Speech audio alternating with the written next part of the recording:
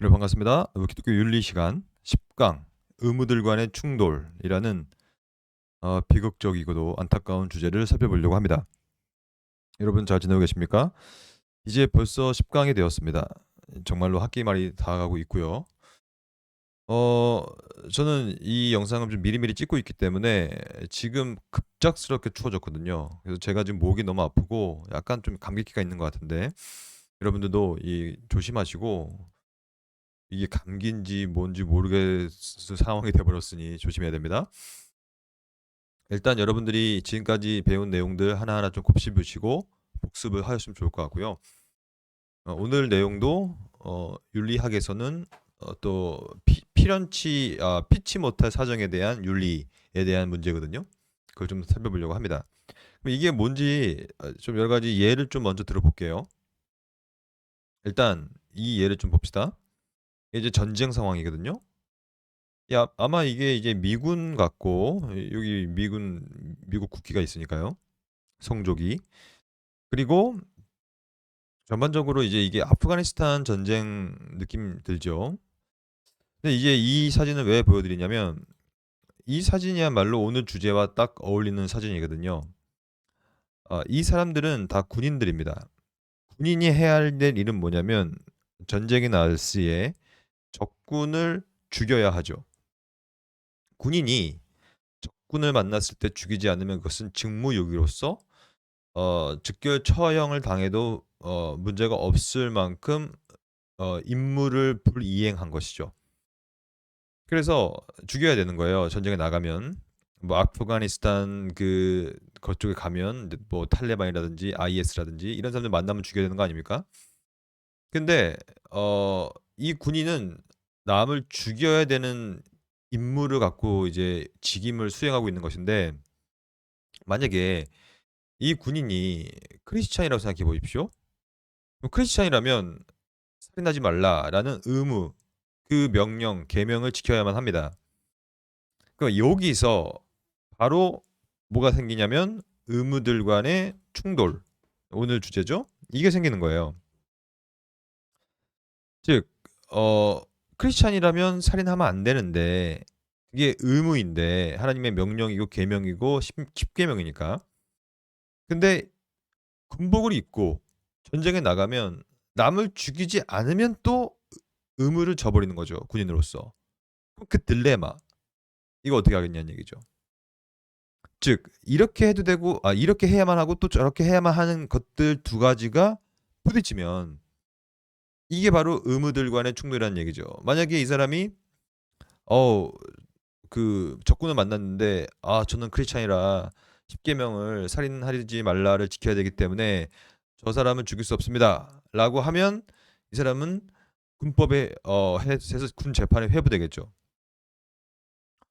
소위 이제 영어로 하면 compromise 된다는 어 적진과 내통하여서 이렇게 하는 것 그런 것들로 이제 compromising으로 잡혀갈 거 아닙니까.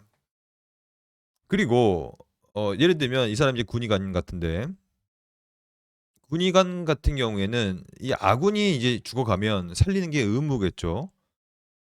근데 만약에 전쟁 가운데서 적군이 있지 않습니까? 근데 이 의사가 됐다는 얘기는 히포크라테스 선서를 했다는 거 아닙니까?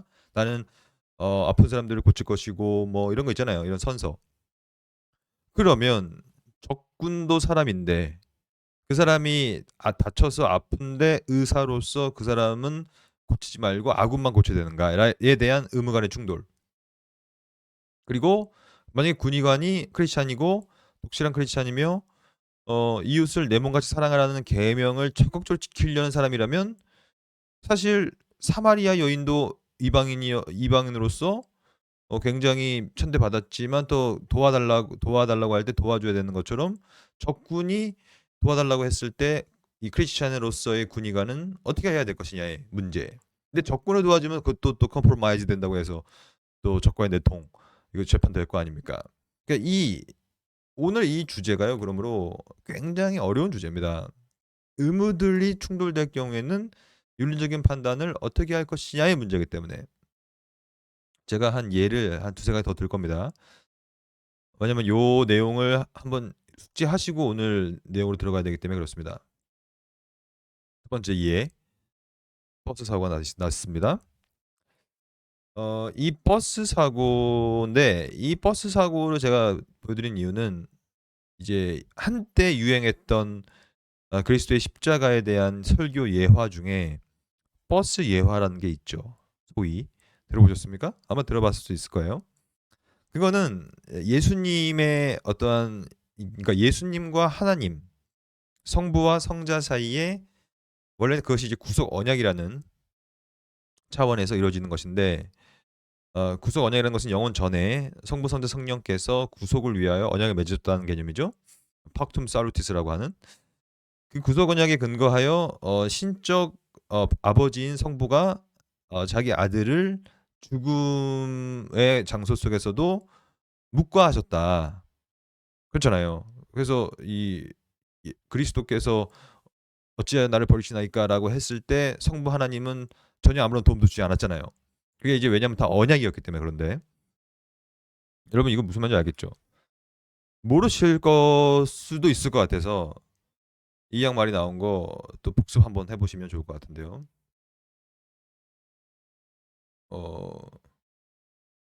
네, 잠시만요. 시스템적인 문제가 생겼습니다. 또.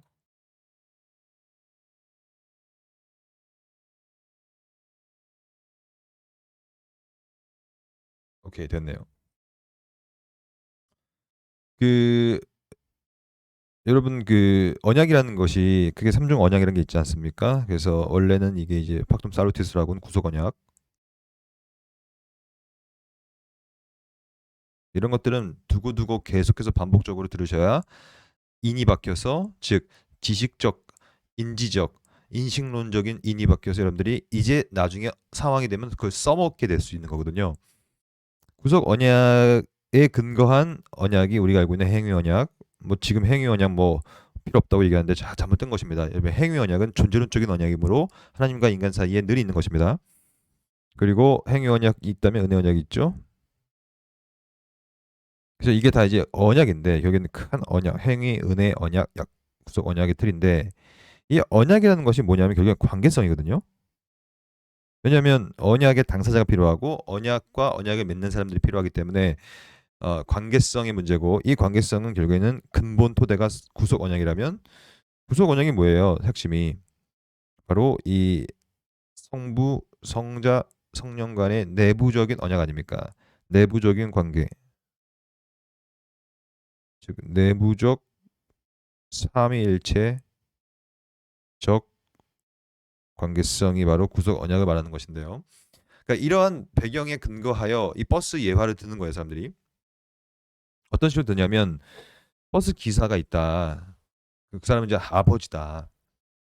근데 이제 내리막길을 내려가는데 갑자기 브레이크가 고장 난 것이죠. 그래서 끽 하고 내려가는데 아무리 해도 브레이크가 안 잡혀요. 그래서 이 가속력에 의하여 이제 계속 이제 더 빠르게 내려갑니다. 가속력을 붙어가지고. 근데 저 끝 길거리 끝에 누가 있냐면 이 버스 기사의 아들이 서 있는 거예요. 조그만 아들이. 아빠 기다리고 있다고 기다린다고 시고 거기 이제 서 있는 거죠.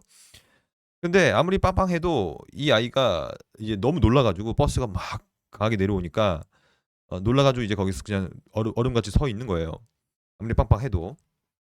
그럴 때 이 뒤에 이제 이 버스에 수없이 많은 사람들이 탔단 말이죠. 근데 그 안타깝게도 그 길은 언제나 예화는 극적이니까 안타깝게도 그 길은 낭떠러지였어요. 그래서 도저히 옆으로 갈 수도 없고 옆으로 가면 떨어져 다 죽는 거고. 그래서 이 버스 기사인 아버지가 딜레마에 빠진 거죠. 그냥 우리 아들을 치고 지나가면 많은 사람들이 살 거고 하지만 아들을 살리려면 이제 내가 핸들을 꺾어서 낭떠러져 떨어져야 되는데 그렇게 되면 우리 아들은 살지만 모든 사람들이 다 죽는다. 그때 이제 어떻게 할 것이냐의 딜레마. 근데 결국엔 그 예화는 아버지가 그래도 뒤에 있는 승객들을 살려야 된다는 수없이 많은 영혼들을 살려내겠다는 일념하에 눈물을 머금고 자기 아들을 버스로 치고 참 끔찍하죠. 치고 지나감을 통하여서 가속력이 떨어져서 결국에는 이 안에 있는 사람 다 살았다. 그러면서 이것을 이제 십자가로 연결시키므로 성부 하나님께서 자기 아들의 십자가에서 죽임을 통하여 희생시킴을 통하여서 많은 사람들을 살리는 그런 어떤 대리 형벌 속죄 이런 예화를 드는 것인데 저는 뭐 그 예화 자체가 잘못됐다고 보는 입장인데 여러 가지로 봤을 때 그걸 제가 뭐 다 말씀드릴 수는 없고 그러므로 뭐 그걸 다 떠나서 그냥 순전히 그러니까 그리스도와 성부와 성자의 뭐 언약적 관계 다 차치하고 순전히 버스 기사의 아버지와 아들이 거기 서 있다고 그 생각을 해봅시다. 그러면 이 버스 기사로서 의무 간의 충돌이 벌어지는 것이죠.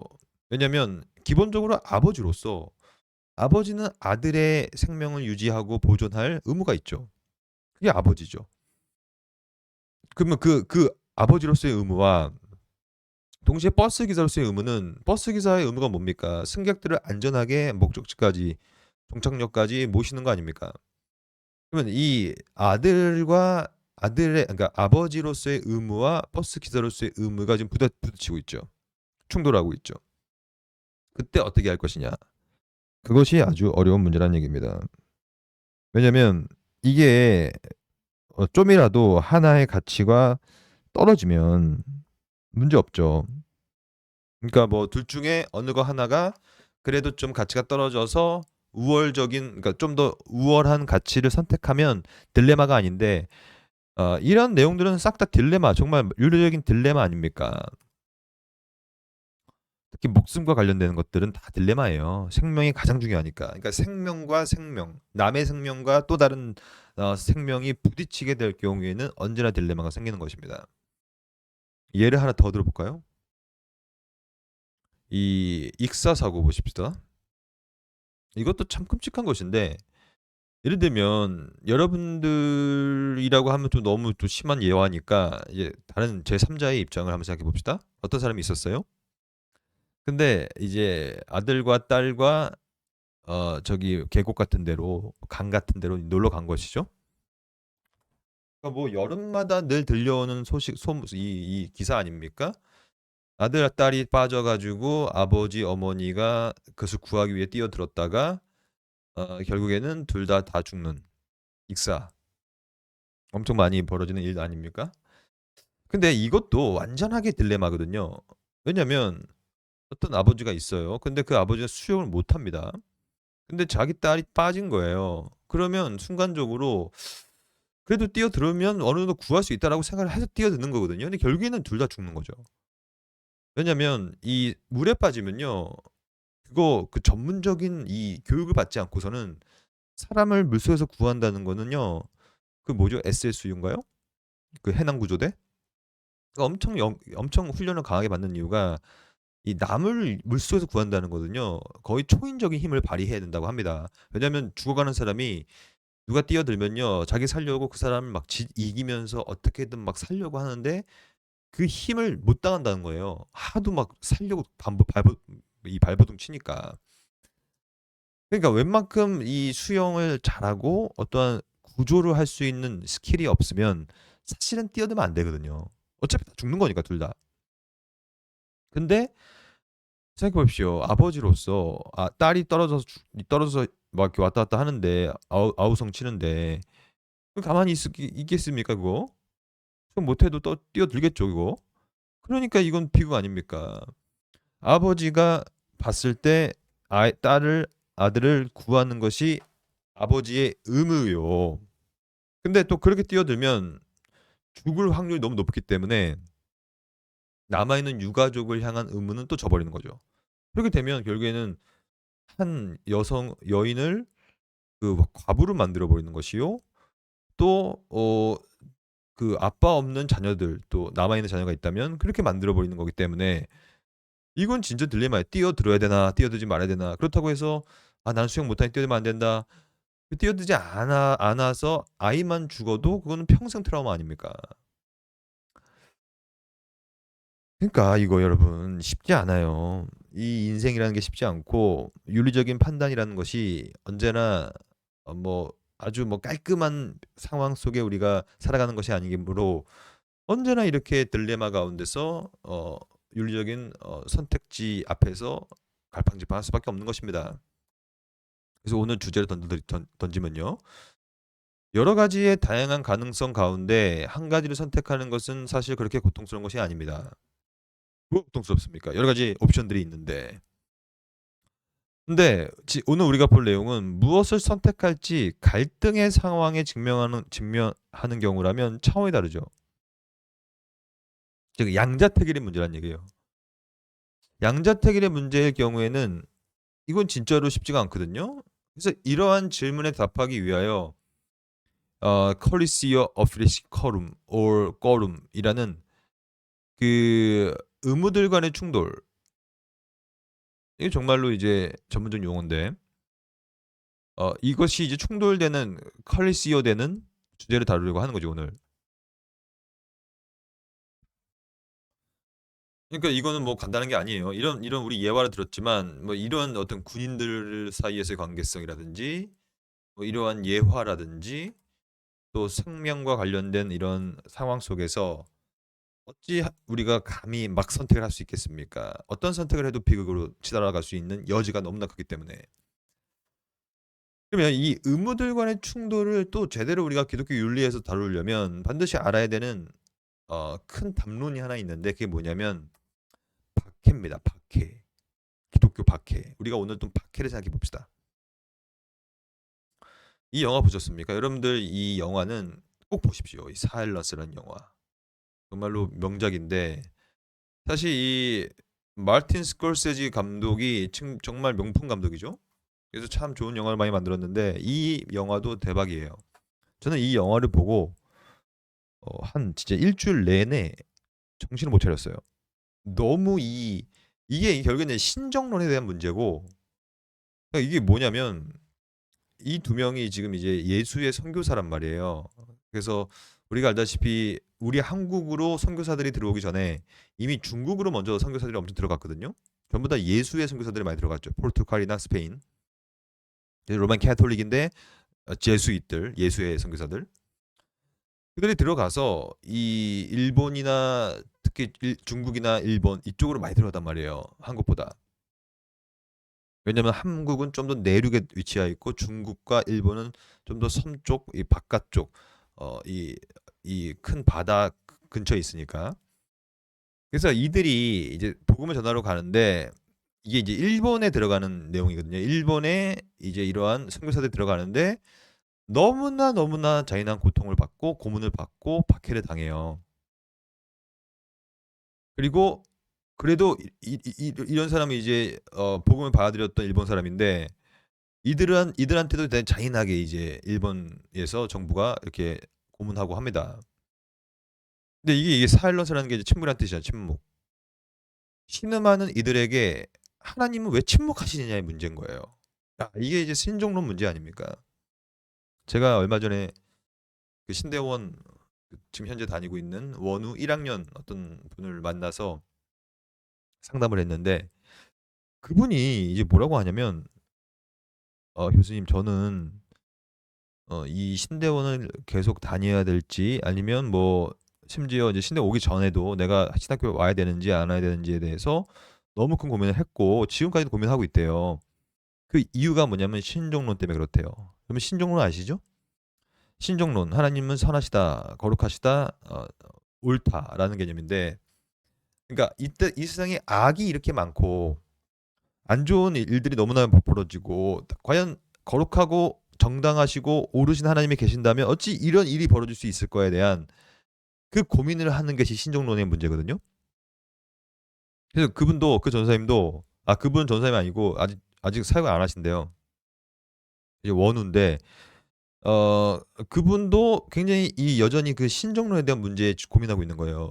도대체 이게 하나님이 계신다면 어떻게 이럴 수가 있는가에 대한 문제. 똑같은 문제입니다, 이게. 어찌 이렇게 많은 선교사들이 와서 피를 흘리고 복음을 전하면 이 일본 사람들이 또 고문당하는데 왜 하나님 그분 지금 뉴스만 틀면 전부 다 그분 얘기밖에 안 나옵니다, 지금. 그분이 누군지 몰라요. 그 화천대유 그 사건이요. 대장동 사건. 그때 이제 그분이 아니라 하나님을 말합니다. 신음하는 이들에게 하나님의 침묵을 어찌 설명해야 합니까? 라는 굉장히 엄청난 고뇌와 두려움에 휩싸인 그 선교사가 하는 말이에요. 이게 무슨 말이냐면 이 의무들 간의 충돌을 우리가 오늘 배우지 않습니까 이거? 그 의무들 간의 충돌은 뭐냐? 이 선교사를 이제 예를 들어 봅시다. 선교사의 의무는 목숨이 붙어 있는 한 복음을 전하는 것이고 심지어 목숨이 위태로운 순간에도 바울처럼 자기의 목숨을 바쳐서까지도 복음을 위해서 헌신하는 그게 이제 선교사의 의무라고 하는데 실제로 이 사람들이 자기 고국에서는 그런 식으로 훈련을 받거든요. 그런 훈련받는 모습이 다 나옵니다. 근데 이 일본 땅에 들어왔더니 들어오자마자 목 잘려 죽고 고문 당하 죽고 막 그 고문의 내용들이요 구체적으로 여기 이 영화에 표현됩니다. 진짜 끔찍해요. 예를 들면 막 이 사람들 뭐냐면 이제 예수를 영접했던 사람들을 죽이려고 하는 그 장소에 이제 유가족들, 그러니까 가족들이 모여 있는 겁니다. 그래가지고 어떤 식으로 고문하냐면 영화 보면 이런 식으로 고문하고 죽여요. 십자가에 이제 매달고 이제 이게 일본이니까 이제 섬 지역이니까 이제 조수 간만에처럼 인해 이제 물이 차오를 거 아닙니까? 그러면 물이 차오르면 막 이 사람들이 물 먹고 결국에 익사해서 죽는 거예요. 근데 만약에 이렇게 막 하다가 왜냐면 조수 간만에차가 한 번에 오는 거 아니니까 천천히 물이 차오를 때 숨을 못 쉴 때 정도면 되면 이제 어떤 사람들은 저는 이제 예수를 안 믿을래요 포기할래요 막 이런 사람이 있으면 또 구해주고 아니면 다 죽이고 막 이런 고문들을 막 하는 거예요. 그러면 만약에 여러분도 여기 매달릴 때 생각해 보십시오. 저는 솔직히 이 박해 초대교회를 보면 박해의 역사인데 저는 박해를 피하여 도망친 사람과 그리고 잔인한 고문 가운데서 결국에는 변절했다는 그 변절자 뭐 저는 변절자라는 말도 좀 너무 강하다고 보지만 하여튼 변절자 많이 쓰는 표현이니까 변절자를 저는 함부로 평가하거나 정죄하려는 마음은 추워도 없습니다. 왜냐? 저도 이 상황이 되면요. 그 누구보다도 더 빨리 저는 죄송한 얘기지만 신앙을 버릴 것 같은 느낌이 드는 거예요. 솔직하게 제가 말씀드리는 거예요. 저는 좀 약하니까 제가 이 의지가 이 뭐 과연 순교할 만큼 막 저를 막 미친 듯이 고문하는데 제가 그걸 버틸 수 있을까? 물론 이제 하나님이 은혜를 주시고 성령께서 보호하심을 통하여 감당할 수 있는 힘을 받는다면 할 수 있겠는데 근데 이제 그게 쉽지 않지 않습니까? 저는 뭐 그런 것을 함부로 평가하거나 하고 싶은 마음은 없고 여러분들도 그렇게 해서는 안 된다고 생각해요. 왜냐면 우리가 이 당시 맥락으로 들어가서 우리가 이 사람이 된 건 아니니까. 근데 이제 여기 매달릴 때 생각해 보세요. 그러면 엄청난 갈등이 벌어질 거 아닙니까? 내가 이 예수님을 믿는다고 했는데 예수님은 나를 위하여 내가 당한 고난보다 더 큰 고난을 당하셨는데 어, 내가 예수를 믿는다면 예수를 따른다. 즉 크리스토스라는 이 그리스도를 따르는 자라는 뜻이 크리스찬, 크라이스 라이큰. 즉 크리스찬이라는 뜻이 그리스도를 닮아가는, 따라가는, 팔로우라는 뜻이란 말이죠. 그래서 이 안디옥 지역에 모였던 그 무리들을 이제 그리스도인이라고 부른 거 아닙니까? 근데 나는 그리스도 따른다고 하는데 고문 좀 했다고 그리스도를 버려버린다? 그 의무. 근데 내가 여기서 죽어버리면 내 가족들은 어떻게 하나? 우리 어머니, 우리 아버지, 우리 아내, 우리 딸 어떻게 살아가냐? 평생 이거 예수 믿어서 죽었다는 그 사람의 유가족으로서 맨날 냉대받고 살아갈 텐데 나는 가족을 위해서 이 그냥 예수를 믿지 않는다고 얘기해야 되는가에 대한 딜레마. 그러니까 이 충돌들이 벌어지고 있는 거예요. 그러니까 이 충돌은 여러분 오늘 우리가 배우는 이 주제는 단순히 그냥 뭐 한번 그냥 쓱 보고 말 것이 아니라 굉장히 실존적인 고민이고 어 우리 한국 같은 경우에는 박해 국가가 아니라서 이게 폐부로 와닿지 않지만 저는 사실 이 중국 신학교와 중국 선교 쪽에 좀 관여를 하고 있거든요, 지금. 그러면 제가 중국에 이제 매년 들어가서 지금 못 들어가지만 매년 들어가서 거기서 신학교 사역을 하고 했는데 이 중국 땅이 지금 기독교 박해가 되게 심하단 말이에요. 실제로 제가 가르쳤던 그 목사님의 교회에 공안들이 들이닥쳐 가지고 막 압수수색하고 막 그랬단 말이죠. 막 그럴 경우에 얼마나 딜레마가 생기겠어요. 의무 간의 충돌이. 내가 목사로서 어떻게 해야 될 것이냐. 내가 그냥 편안히 그냥 예수를 버리고 살 것이냐. 이런 실존적인 문제들이 부딪히고 또 이 영화를 보면 이거 있잖아요. 예수님에 대한 동판화를 밟느냐 밟지 않느냐로 또 판단하는 것들. 이런 것들이 이제 많이 벌어진단 말이죠. 그럼 이건 내가 밟아야 되느냐. 밟으면 막 그냥 밥도 주고 막 그렇게 합니다. 근데 밟지 않으면 밟으면 근데 밟지 않으면 이제 바로 끌려가서 여기 달리는 거예요. 이런 충돌들, 그러니까 이 충돌은요 굉장히 한 가지를 선택하는 것이기 때문에 고통스러운 것이고 여러 가지 상황이 있으면 고통스럽지 않죠. 근데 이 영화의 핵심은 이분이에요, 이분.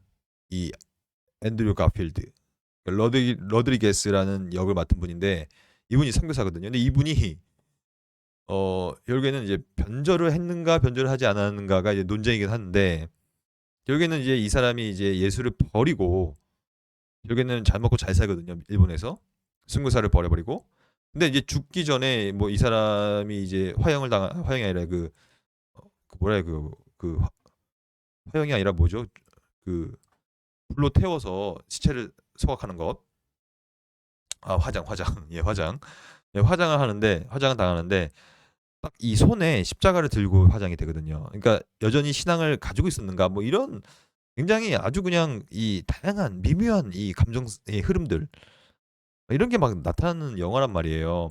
그러니까 우리가 이 당시에 십자가의 동판, 이 예수님의 동판을 밟아야 되나 밟지 말아야 되나는 의무 간의 충돌을 우리가 경험하지 않았기 때문에 이러한 내용이 크게 피부로 와닿지 않을 수도 있고 또 실제로 우리가 고문을 당하지 않았기 때문에 그런데 사실 이것들을 우리 삶 속에 적용시켜 보면 결국에는 우리도 결국에는 이거거든요.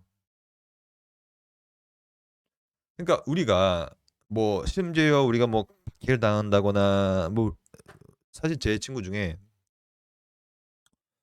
그 저기 무슬림 지역에 가서 선교를 하다가 진짜 크게 어 화가 미친 그런 케이스가 있거든요. 그 친구 가정에. 막 그런 걸 들으면 야 정말 대단하다. 얼마나 의무들 간의 충돌 가운데 있었음에도 불구하고 그냥 선교를 위하여 자기 가정을 버렸는가 이런 생각도 많이 들어요. 근데 저와 여러분은 우리가 직접 이곳에는 들어가 있지 않지만 여전히 우리의 오늘과 내일의 일상 속에서 여전히 이 충돌은 벌어지고 있다고 저는 생각하거든요. 그러니까 이 충돌은 좀 더 이 육체적인 충돌이라면 실제로 고문당하고 이러니까. 근데 영적으로 봤을 때 우리는 이 계명의 충돌들이 늘 우리 안에 벌어지고 있다는 얘기죠. 즉 하나님과 관계 속에서 뜻을 다하여 첫째 되는 계명을 즉 하나님을 사랑하고 있는가에 대한 고민들. 그러니까 우리는 반드시 사랑해야 되는데 그렇지 못하는 의무 간의 충돌들. 때로는 하나님보다 인간들을 더 눈치 보고 인간들을 더 사랑하고 있는 나의 모습들을 의무 간의 충돌로 또 살펴볼 수 있다는 거예요. 그리고 가끔씩은 우리가 첫째 되는 계명과 둘째 되는 계명들을 서로 혼동시키면서 아니면 우선순위를 달리하면서 그건 자기의 개인적 사정과 자신의 생각 때문에 그런 식으로 십계명을 해석하는 것도 또 다른 또 의무 간의 충돌이 아닌가. 더 안타까운 건 말씀드릴까요? 이러한 고민조차도 없다는 것이 더 큰 고민이죠. 평소에 십계명의 두도판의 원리를 인식하지 않고 이것이 내 삶의 피부로 와닿지 않고 전혀 고민 없이 하나님을 사랑하든 이웃 사랑하든 관계없이 살아가는 우리의 모습들. 그게 뭐예요? 실천적 무신론이라고 하는. 여러분 이 양말이 나온 거 실천적 무신론을 설명드려 볼까요? 이 실천적 무신론이라는 것은 굉장히 위험한 것인데요. 우리가 무신론하면 크게 형이상학적인 무신론이라는 게 있습니다. 형이상학은 메타피직한 거이기 때문에 필로소피컬한 거예요. 즉 철학적이라는 얘기죠. 그 말은 곧 관념적. 그래서 어떠한 인간도 하나님께서는 우리에게 하나님의 법칙을 심어줬기 때문에, 그렇지, 일반 계시와 일반 은총 차원에서. 그래서 우리는 모두 다 철학적으로 표현하자면 절대자에 대한 인식을 갖고 태어나거든요. 그래서 그래, 내가 뭐 아브라함과 이삭과 야곱의 하나님은 믿지 않지만 절대적인 어떠한 존재는 있다고 나는 믿어, 이런 사람이 있잖아요. 근데 이 형이상학적 무신론은 이러한 절대자까지도 없다라고 믿는, 즉 제가 볼 때는, 저는 어떻게 이걸 평가하냐면 거짓말이다. 이건 거짓말이에요. 그래서 그들의 삶을 잘 살펴보면 그들도 마음 한켠에는 절대자에 대한 인식이 있음에도 불구하고 관념적으로 없다고 보는 거예요. 이게 형이상학적인 무신론이고요. 그다음에 교리적 혹은 신학적 무신론이 있겠죠. 이거는 이제 우리가 흔히 알고 있는 신이 없다라고 하는 사람들. 즉 이 신은 하나님이죠. 그러니까 하나님과 절대자는 다르거든요. 절대자는 좀 더 철학적인 개념이고, 그러니까 원래 이 절대자가 누구냐, 이게 이제 철학에서는 유명한 사상인데, 그래서 뭐 해겔 같은 경우에는 그 절대 정신이다, 이런 식으로 이제 절대자를 관념적으로 받고, 플라톤 같은 경우에는 이데아 그 자체가 절대야죠. 그런 식으로 받고, 뭐 여러 가지 뭐 영원 의식 같은 경우에도 영원 의식이 곧 절대자다, 이런 식으로 19, 20세기에 자유주의자들이 많이 했거든요. 근데 이 교리적 신학적 무신론은 하나님 자체에 대한 존재성을 부정하는 거죠. 이런 것도 되게 많죠, 지금 무신론자들. 근데 여러분과 저는 사실 죽었다 깨도 제가 판단하기에는 형이상학적, 교리적, 신학적 무신론자가 될 수는 없어요. 만약에 여러분들이 그렇게 생각한다면 무조건 이 영상을 다 들으시고 나서 저를 찾아와야 됩니다. 왜냐면 심층적인 상담이 필요해요. 여러분들 만약에 형이상학적 무신론자라면. 그럼 우리가 위험한 건 뭐냐? 우리는 형이상학 교리적 무신론이라기보다는 실천적 무신론에 더 가깝죠. 때로는.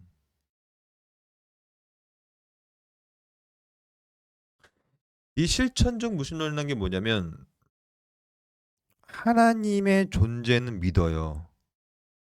존재는 믿어요.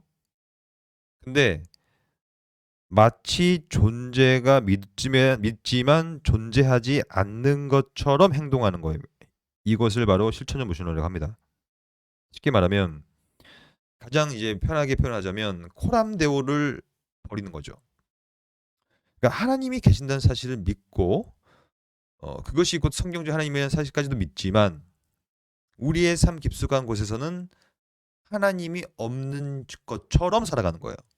하나님은 의식하지도 않고, 이러한 십계명에 대한 어떤 의식도 없고, 그리고 코람데오, 즉 하나님 앞에서의 삶을 살지 않는. 그래서 마치 이거는 뭐 하나님이 없는 것처럼 살아가는 우리의 일상의 삶. 그러므로 실천적 무신론은 누구의 무신론이냐면 불신자의 무신론이 아니라 신자의 무신론이기 때문에 더 위험한 겁니다. 왜냐하면 이거야말로 완전 이 양심에 화인 맞은 그런 느낌으로 살아가는 내용 아니겠습니까? 그러니까 우리가 만약에 실천적 무신론자가 아니라면 우리는 하나님을 인식하고 살고 사람들의 관계를 인식하고 살기 때문에 더욱더, 심지어 뭐 이런 내용은 아니겠지만 계속해서 의무 간의 충돌이 우리 삶 속에서 벌어질 수밖에 없다. 제대로 된 코람데오 사상을 갖고 있다면. 여러분 이해하시겠죠? 그래서 다음화가 이렇게 얘기합니다. 사람의 명령보다 하나님의 명령이 더 우선되는 것이다. 이건 무슨 말이냐면 의무들 간의 충돌이 벌어질 때 어떤 식으로 타개해야 될 것이냐를 지금 말하고 있는 거예요. 다음화 입장은. 그러니까 사람의 명령보다 하나님의 명령이 더 우선된다.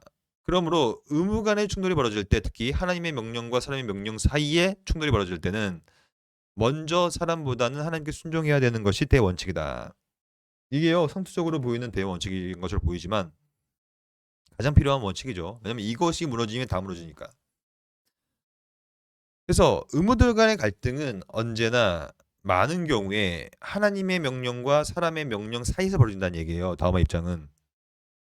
그럴 때 우리는 그 충돌을 당연히 피할 수 있는데 하나님의 명령을 따르면 된다는 것이다라는 얘기를 하고 있는 거죠. 그 말은 곧 OS 10계명보다는 1에서 4계명을 먼저 지키라. 근데 만약에 1에서 2계명, 3과 4계명이 서로 부딪혀 버리면 진짜 의무 간의 충돌이 되겠죠? 하지만 최소한 1에서 4계명과 OS 10계명이 부딪혀 버리면 당연히 1에서 4계명을 먼저 따라야 된다는 얘기를 지금 다음화가 하고 있는 것입니다. 이거는 뭐 되게 상식적이지만 잘 지켜지지는 않지만 상식적인 것이죠. 이게 이제 타결책이다라는 얘기를 하면서 성경 구절 이제 두 구절을 좀 제가 보여드릴게요. 왜냐면 이게 성경적인 진술이니까. 한번 읽어보세요.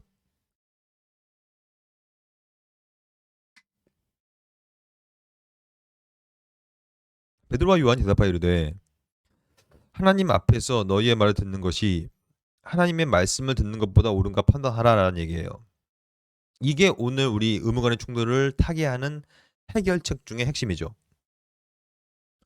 의무들 간의 충돌이 벌어질 때는 너희의 말은 사람의 말인데 너희 말을 듣는 것보다 하나님의 말씀 듣는 게 옳다는 얘기잖아요, 지금. 그래서 아무리 판단을 해도 그것이 옳다. 너희들 근데 왜 너희는 너희의 말을 들으려고 하냐? 너희의 말을 들으라고 말하고 있느냐? 하나님 말씀 듣는 게 더 맞지 않느냐라는 얘기로 지금 의무 간의 충돌이 벌어질 때 대전제를 두고 있죠. 저는 이 대전제가 윤리학에서는 가장 중요하다고 봐요. 왜냐면 대전제가 흔들리면 소전제, 중전제 다 흔들립니다. 하지만 대전제만 정확히 가져간다면 그 이후에 벌어지는 많은 윤리적인 선택들은 굉장히 방향이 잡힌 채 선택이 되어질 수밖에 없어요. 그러니까 일단 의무 간의 충돌이 벌어질 때는 기본적으로 대전제는 사람보다 하나님의 말씀을 따르는 것이 우선이 돼야 된다. 사도행전 5장 29절 베드로와 사도들이 대답하여 이르되 사람보다 하나님께 순종하는 것이 마땅하다. 그러므로 하나님께 순종하는 것이 당연한 것이지 사람한테 순종하는 것은 당연히 우선순위에 밀린다. 라는 대전제와 원칙을 지금 세우고 있는 것입니다.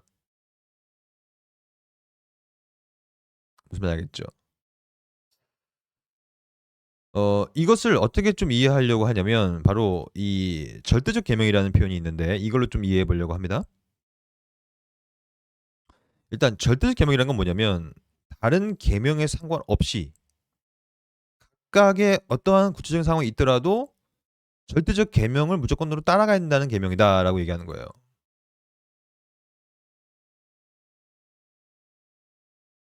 절대적 계명.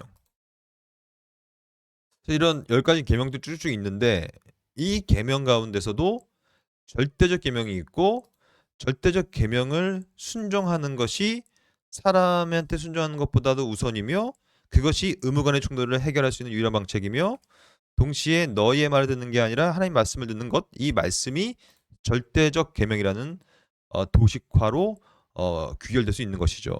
그래서 절대적 계명을 지켜야 된다. 그러면 여기서 중요한 것은 그럼 절대적 계명이 뭐냐? 모든 계명이 다 절대적이지 않는 것이 절대적 계명이 있어야 될 조건이죠. 왜냐하면 절대성과 상대성을 알아야 되는데 상대성이라는 것은 절대가 있기 때문에 상대적성이 있는 거예요. 왜냐? 모든 게 다 절대적이면 상대적인 건 없는 거거든요. 무슨 말인지 알겠죠? 근데 상대적이라는 얘기는 절대적이 있기 때문에 그거에 비교해서 상대가 되는 거거든요. 그러므로 모든 계명, 10계명, 10계명 모두 다 절대적 계명이 돼버리면 결국에는 엄청난 일이 벌어지죠. 과연 어느 것이 진정한 절대적이고 그것을 따라갈 수 있느냐의 문제가 되기 때문에.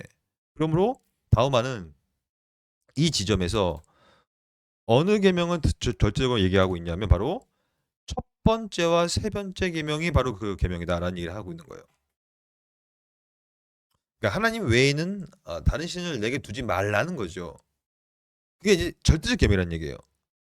그럼 이 절대적 계명을 우리가 의무 간의 충돌로 이해할 경우에는 바로 이런 경우에 어떠한 이 박해와 고통 가운데서도 하나님의 명령을 따르는 것이 우선이라는 대전제를 가지고 한다는 얘기죠. 물론 이게 되게 어렵죠. 하지만 저의 입장은 이 대전제를 가져갈 때 그때 저는 하나님께서 은혜를 베푸신다고 생각합니다. 저는 솔직히 이 박해에 대해서 좀 저만의 시각을 갖고 있는데 그거는 좀 쉬었다가 말씀드리려고 합니다. 우리가 40분이 지났으니까 쉬겠습니다.